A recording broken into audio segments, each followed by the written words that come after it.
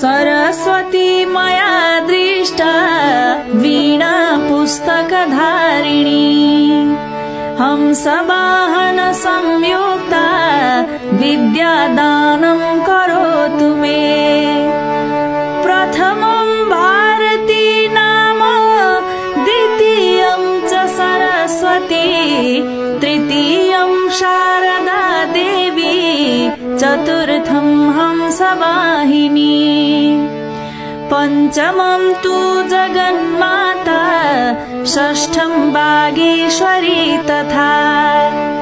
सप्तमं चैव कौमारी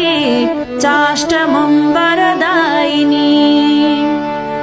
नवमं बुद्धिदात्री च दशमं ब्रह्मचारिणी एकादशं चन्द्रघण्टा द्वादशं भुवनेश्वरी द्वादशैतानि नामानि